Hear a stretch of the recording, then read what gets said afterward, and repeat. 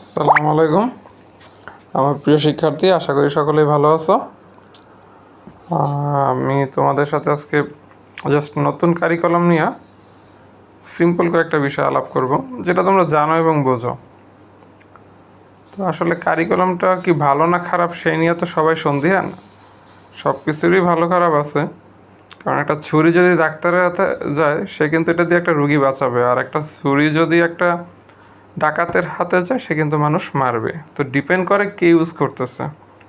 পিস্তল যখন সেনাবাহিনীর হাতে থাকে তখন সে এই দেশের মানুষের রক্ষা করে, বর্ডারে থেকে সবার জন্য হেল্প করে। এই পিস্তলটাই যখন গিয়ে তোমাদের কোনো সন্ত্রাসীর হাতে যায় তখন কিন্তু সে দেশের মানুষের মার্ডার করে। তো একটু আসি যে দেখো, রিসেন্ট কিন্তু একটা জিনিস বাংলাদেশে দেখা গেছে যে বাংলাদেশে আত্মহত্যার সংখ্যা অনেক লাস্ট কয়েক বছরে বেড়ে গেছে। তো এইখানে তোমাদের কিছু একটা দেখাচ্ছি, যেমন দেখো ট্রাইব্যুনাল ডেস্ক, এটা গিয়ে 27 তারিখের জানুয়ারি 27 তারিখের 24 সালের রিপোর্ট। তো এইখানে দেখো 513 জন সুইসাইড করছে, তার মধ্যে 227 জন ছিল স্কুল স্টুডেন্ট, 140 জন কলেজ স্টুডেন্ট, 98 জন ইউনিভার্সিটি স্টুডেন্ট, 48 জন মাদ্রাসা স্টুডেন্ট। এছাড়াও 204 জন মেল স্টুডেন্ট যারা গিয়ে সুইসাইড করছে। তো সুইসাইড করছে এটা জানার কি আছে, ঠিক না? বিষয়টাতেই তো দেখো, এইখানে কিছু বিশেষজ্ঞরা গবেষণা করে কিছু কারণ পাইছে আসলে কী কারণে তারা সুইসাইডটা করে। তো এইখানে একটা কারণ যে ইমোশনাল ডিস্ট্রেস, ইমোশনালি তারা যদি ভাঙা যায়, তারপর দেখা যায় যে অ্যাফেয়ার করে, পরে এক পক্ষ রাজি হয় বা পল্টি মারে এই কারণে। আর একটা যে মানসিক দিক দিয়ে সে ভাঙা পড়ার কারণে সুইসাইড করে। ওর অনেক সময় ফ্যামিলিতে অনেক প্রেশার থাকে, এটা এক এক জায়গায় এক রকম। তারপর কিছু কিছু যে একাডেমিক কারণে বা পাবলিক পরীক্ষা ফেল করলে, চাকরি না পাইলে তাদের মধ্যে সুইসাইড করে। তো এই সুইসাইডের হারটা কিন্তু এখন কমে যাবে, কারণ কি জানো, নতুন যে শিক্ষা কারিকুলাম তাতে তো ফেল বইলে কোনো শব্দ থাকবে না, ফেল থাকবে না বললেই চলে। কারণ তোমার তোমরা যতটুকু জানো যে 2 সাবজেক্টে যদি কেউ ফেল করে তাহলে সে ইন্টারে ওই 2 সাবজেক্ট রিমুভ করার জন্য অপরচুনিটি পাবে। তো নতুন কারিকুলামের একটা প্লাস পয়েন্ট যে ফেল থাকলেও বা ফেল অতটা ম্যাটার করবে না তাকে কলেজে উঠতে।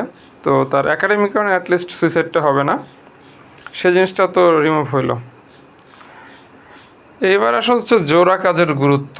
তোমাদের যে কাজ আছে এক্সামের মধ্যে, 2জন মিলা করো, জোড়া কাজের আমারই কিছু নাই। তো আমি জাস্ট একটা গবেষণা পেপার দেখলাম, সেখানে যেটা বলা হয়েছে যে জোড়া কাজের এই যে the effectiveness of pair work activities on students speaking anxiety speaking ability. তো এই জার্নালটা তোমরা যদি পড়ো, এইখান থেকে তোমরা জিনিসটা দেখতে পারবা। দেখো উপরে আমি অ্যাড্রেস দিয়ে দিছি, বা এই হেডিংটা লেখা তুমি সার্চ দিলে পাবে। এখানে যেটা ওদের কনক্লুশন বা ওদের যে মোদ্দা কথা বা সামারি, ওরা যেটা বলতেছে যে মানুষ স্টুডেন্ট যদি জোড়া দুজন মিলা যদি কোনো প্রবলেম সলভ করে বা কাজ করে, তাদের গিয়া কথা বলার ক্যাপাসিটি বাড়বে এবং নিজের মধ্যে যে একটা অ্যাংজাইটি কি দুশ্চিন্তা, এটা কমে যাবে এবং তার বলার ক্ষমতাটা বাড়বে, সে যে কোনো জায়গায় ভালো মতো প্রেজেন্ট করতে পারবে। তো অলরেডি দেখবা যারা মাদ্রাসায় পড়ে ওদের কিন্তু প্রেজেন্টেশন ক্যাপাসিটি কম্পারেটিভলি আমাদের জেনারেল লাইন্সে ভালো হচ্ছে, এবং ভার্সিটিগুলিতে প্রেজেন্টেশনের উপর জোর দেওয়া হয়। এই যে যেমন সংবাদ পাঠিকা বা সংবাদ পাঠক, তারা যে প্রেজেন্টেশনটা করে তোমার কাছে ভালো লাগে, এবং তুমি দেখবে যার প্রেজেন্টেশন যত ভালো তোমাকে অ্যাট্রাক্ট করে, তুমি কিন্তু তার ভিডিওগুলি বেশি দেখো। এটা জোড়া কাজের বেসিক আসলে পারপাসটা কি, জোড়া কাজটা এই জন্যই দেওয়া হয়েছে। এবার টিমওয়ার্ক। টিমওয়ার্কটা গিয়ে কর্পোরেট লেভেলে কম বেশি সবাই জানে। টিমওয়ার্কের বিষয়টা ওয়ার্ল্ড ওয়াইড রিকগনাইজড, সর্বজন স্বীকৃত একটা মাধ্যম। তো দেখো টিমওয়ার্কটা আসলে কি, আমরা টুগেদার এবং এভরিওয়ান, প্রত্যেকেই টুগেদার কি একত্রে প্রত্যেকে আরও বেশি কিছু অ্যাচিভ করব। তো এইখানে দেখো এগুলি তো বোঝাই যাচ্ছে যে আচ্ছা এটা ওই সুইসাইড কেসের কিছু পরিসংখ্যান ছিল, এটা দেই না, স্কিপ করে গেছে। যাই হোক, তোমার টিম ওয়ার্ক বা দলগত কাজের কিছু বেনিফিট আছে। বেনিফিটটা আমি বলি যে পারপাজে আসলে এই কারিকুলামে অন্তর্ভুক্ত করা হয়েছে। যেমন তোমরা যদি সবাই মিলে কোনো প্রবলেম সলভ করতে যাও, দেখবা যে এক একজনের কাছ থেকে এক রকম আইডিয়া আসে, যার কারণে প্রবলেমটা সলভ করাটা সোজা হয়। একজন বিপদে পড়লে 5জন যদি আগে আসে, দেখবা তার বিপদটা কিন্তু ইজিলি কাটায় উঠতে পারে। তারপরে এখানে কিছু ইনোভেটিভ আইডিয়া তার মধ্যে জেনারেট হয়, তার মধ্যে সৃজনশীলতা আসে, তার শেখা হয়। মনে করো একটা খারাপ স্টুডেন্ট পাশে যদি একটা ভালো স্টুডেন্ট পড়ে, সে ভালোটা দেখে একসময় তার মধ্যে আগ্রহ জাগতে পারে যে হ্যাঁ ও তো ভালো করে, আমি একটু দেখি, বাসায় পড়াশোনা করি। এই পারপাসে লার্নিংটা হয়। ঝুঁকিটা তোমার কমে, কারণ ঝুঁকিটা কমে বলতে যে একজন না একজন তো অঙ্ক পারেই, ওর মধ্যে দেখা যাচ্ছে যে সে তার ভরসায় রেজাল্টটা ভালো হইলো। তারপর ডিসিশন মেকিং ক্যাপাসিটিটা হচ্ছে টিমওয়ার্কে বাড়ে, কারণ এক একজনের ডিসিশন এক এক রকম আসে, দেখা যাচ্ছে যে সেটার থেকে বেস্ট ডিসিশনটা নিয়ে তারা করতে পারে। এগুলি আমার বানানো কথা না, এগুলি বই পুস্তকের এবং গবেষণালব্ধ ফলাফল। এগুলি আমি নিজেও অনার্স মাস্টার্সে পড়ছি বিবিএমবিএতে।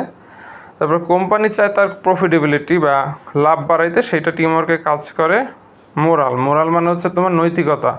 টিমওয়ার্কের ক্ষেত্রে দেখা যাচ্ছে যে নৈতিকতাটা ভালো হয়, স্বচ্ছতা বাড়ে, কারণ সবাই জানতেছে কে কী করতেছে। মোটিভেশন বা পেশনা মানে একজন আরেকজনের কাজ করায় যেমন কিছুটা কাজ লাঘব হয়, এতে কিন্তু কাজের প্রতি একটা আগ্রহ বাড়ে। রিডিউস বার্নআউট, এটা হচ্ছে যে তোমার কাজ যখন তুমি মিলামিশা করবা, দেখবা যে নিজেদের মধ্যে টেনশন বা দুশ্চিন্তা কমে যায়। এবং এই কোম্পানি কালচার, যখন তুমি কর্পোরেট লেভেলে জব করবা, এই টিম ওয়ার্কটা তোমাকে বাধ্যতামূলক করতে হবে। তো এখন থেকে দলগত কাজ করলে হয় কি, যে একটা আনইজিনেস, এই জিনিসগুলি কুইমা আসে।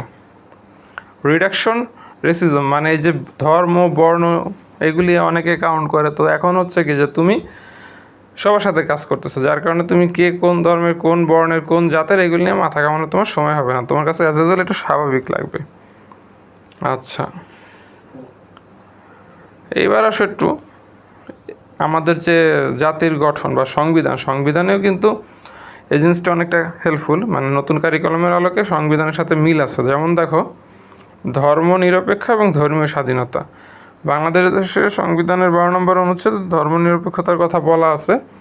তো এইখানে যে জিনিসটা হয়েছে, দেখো আমরা কিন্তু এখানে কে হিন্দুকে, মুসলমানকে, খ্রিস্টানকে, বৌদ্ধ, এই জিনিসগুলি চিন্তা করি না। যখন আমরা দলগত কাজ বা একক কাজ করি, দেখাদেখি করি খাতার মধ্যে, তখন কিন্তু এগুলিকে আমাদের মাথায় আসে না। তো সংবিধান এটা তোমাকে প্রমোট করে। সকল নাগরিক আইনের দৃষ্টিতে সমান এবং আইনের সমান আশ্রয় লাভের অধিকারী। এই 27 নম্বরটা নতুন কারিকুলামে প্রমোট করে। কীভাবে দেখো, কারো কোনো রোল নাই, সবাই এখানে সমান। এবং তোমাকে কিন্তু সবাইকে একই প্রশ্নে, এই 10 জন গ্রুপ করো, 20 জন গ্রুপ করো, একই প্রশ্নে কিন্তু সবাই পরীক্ষা দিতেছে। তার মানে তোমার কিন্তু কেউ কোনো মানে ডিসক্রিমিনেশন করতেছে না।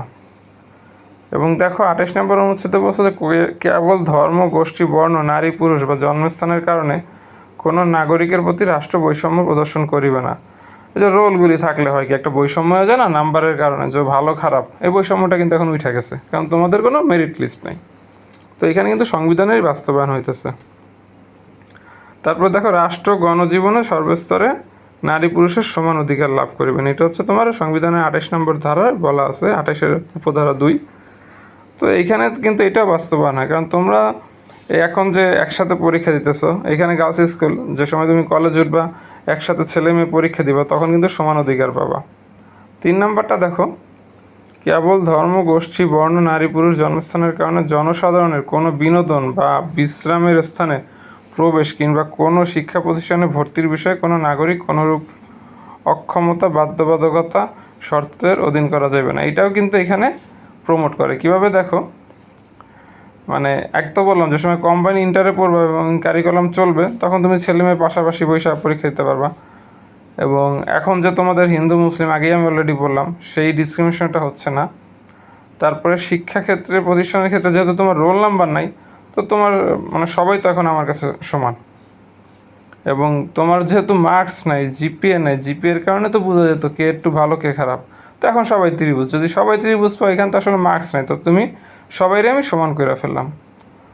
তো যেহেতু তোমরা যে বিশেষ করে যারা 9-এ, তোমরা এনাফ ম্যাচিউরড, যে কারিকুলামটা কোন দিকে যাচ্ছে তোমরা আশা করি বুঝতেছো।